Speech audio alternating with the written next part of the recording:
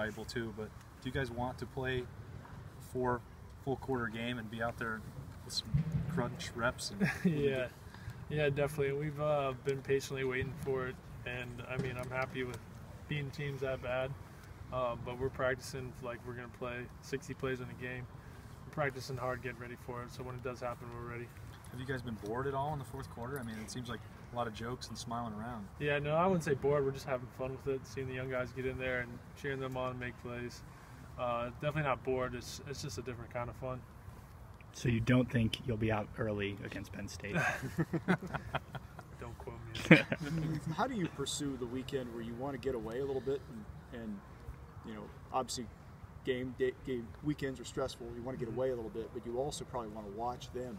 Yeah. And how much of that will you just try to watch the game and that'll be your weekend, or how do you go about balancing that? Yeah, I'm fortunate I only live an hour or so away from Ohio State, so I definitely go home, eat good food, hang out at my house. I'm going to watch it on my couch back in Cincinnati, and just enjoy the weekend. Time off is time to rest your body and spend with family, so that's what I do. Sam, we know all you ends could play every snap if you wanted to, but how do you feel at this point of the season, the fact that all you guys, you know, aren't playing as many snaps as you would if you just had 2 good ends and you both played all the snaps? Does it help you feel better later in the season? Yeah, no, we feel great. I feel better than I did after camp right now. My body, you know, I've seen my first year when Joey and Stevie Miller and those guys were taking 90 reps a game. I saw their bodies slowly deteriorate, and they were pretty beat up at the end of the year. And we hope to be playing our freshest, best ball at the end of the year. And I think a lot of people have different feelings about how we rotate. But at the end of the year, hopefully it'll come to show why we do what we do. And I don't know how to ask this question. It sounds stupid, as most of my questions do. But like the idea of when you are fresher, right? When you feel great at the end of the year, how does that make you play better? Like, what's the difference between being a tired guy at the end of the year as opposed to feeling good? Yeah, I think it's just like overall explosiveness, how you play. We never get tired. You can see the offensive linemen wearing down. We're not wearing down. We're getting faster as the game goes on. It's hard to really put into any single play. It's just as you watch us play, we consistently play faster than anybody in the country because of how many guys we play. Have you watched film of last year's loss to Penn State yet? Yeah, I've watched some film. We watched a lot of film this year. Obviously, we focus on fundamentals and conditioning in the bye week, but in the past, but this year we're putting all laser lights focus on Penn State already. So, you know, watch film, and last year that was a tough loss. A lot of opportunities. We had to win the game in a tough environment, and we're just getting ready. What do you remember about the feeling walking off after that loss? I think we were just stunned. You know, we didn't respect a really good opponent and kind of took for granted winning. And that's one thing.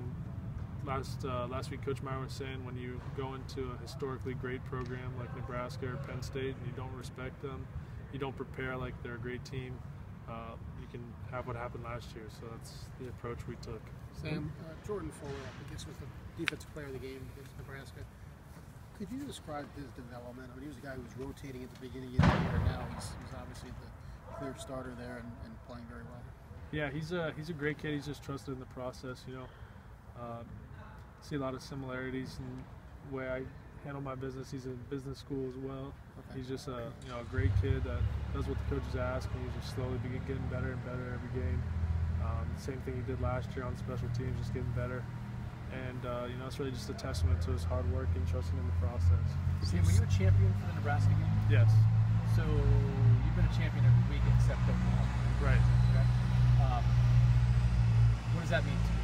That was one of the goals I had this year, you know, grade out champion every game where I have the opportunity. And, you know, last year didn't do that. Bowling Green, I didn't grade a champion. I think might have been 1 or 2 others. But, yeah, I just got to consistently play like a champion. So I just want to do it again next week. You know, the coaches always say that. What does that mean to you? Just that you did your job every week? It's just championship efforts help win the game, and you know, in the program we reward people that play like a champions are the reason that we win games. So when you grade a champion, you feel like all the work you put in that week, you walk around the building with your head a little higher, and everybody knows you graded a champion. It's just a great satisfaction for all the work you put in, respect for your teammates to know you always grade a champion. Hey Sam, Last question. you've got a lot of depth. I'm wondering how many weeks it feels like you've played at this point, as opposed to how many you've actually played at this point. Yeah, so I think the last 3 weeks I played like 25 plays, which would equal other people's single game. So, you know, we played like 3 games this year compared to some teams. I mean, that's why some of our stats are off, but you know, it doesn't really matter when we got the unit that we have and the talent that we have. We all want to get on the field and play fast. So, Sam, could you address the challenge of facing Barkley? And obviously he's Heisman front runner. He's unbelievable running back. Just how much, after a month, 5 weeks of trying to mentally play games to get up for games, you don't have to for this one. yeah, no, not at all. When you're facing I think the last time we faced the Heisman Trophy candidate running back was Wisconsin, or was it Wisconsin?